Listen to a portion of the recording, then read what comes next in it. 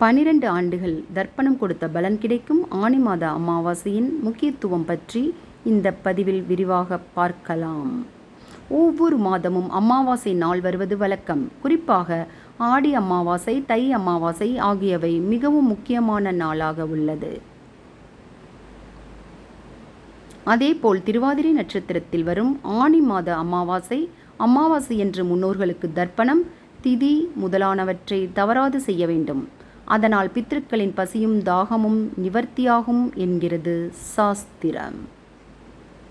அமாவாசை அன்று நதிக்கரையிலோ கடற்கரையிலோ முன்னோரை நினைத்து சிறிது எள்ளும் தண்ணீரும் இறைத்து தர்ப்பணம் செய்தாலே அவர்களது தாகமும் பசியும் அடங்கிவிடும் என்று கூறுகின்றன புராணங்கள். இறந்த முன்னோர்களின் மனம் குளிர அன்னதானம், வஸ்திரதானம், பழ வகைகள் தானம் போன்றவற்றை செய்தல் நன்மை பயக்கும். அல்லது சூரிய பகவானை வணங்கி கிழக்கு பக்கம் நின்று வலது கையில் எள் எடுத்து பின்பு தூய பாத்திரத்தில் தூய நீரை எடுத்து சூரியனை பார்த்து இறந்த முன்னோர்களை நினைத்து பெயர்களை கூறி எள் மீது நீர் விட்டு கீழே உள்ள பாத்திரத்தில் விட வேண்டும். பின்பு அந்த நீரை கடல், ஆறு, ஏரி, குளம் பகுதிகளில் விடலாம். அந்த வகையில் இந்த ஆனி மாதம் வருகின்ற அமாவாசைக்கு ஆஷாட அமாவாசை என்று பெயர்.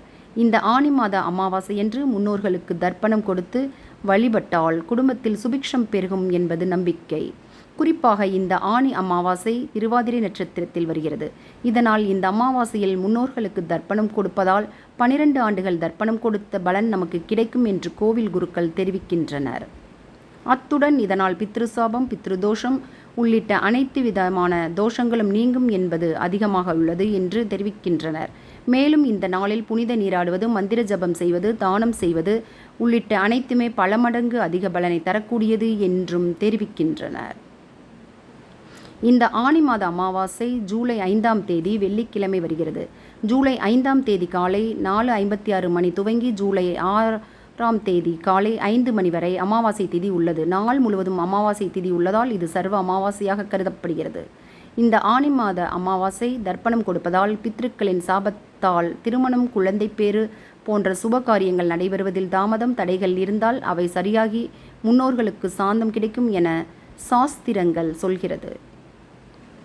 மேலும் இந்த ஆனி அமாவாசையன்று நெல்லிக்காய், பால், நெய், தயிர் போன்ற பொருட்களை தானமாக கொடுப்பதால் பொருளாதாரத்தில் இருக்கும் பிரச்சனைகள் நீங்கி ஆதாயம் பெறுவதற்கான வாய்ப்புகள் உருவாகும் என்று கோவில் அர்ச்சகர்கள் தெரிவிக்கின்றனர்.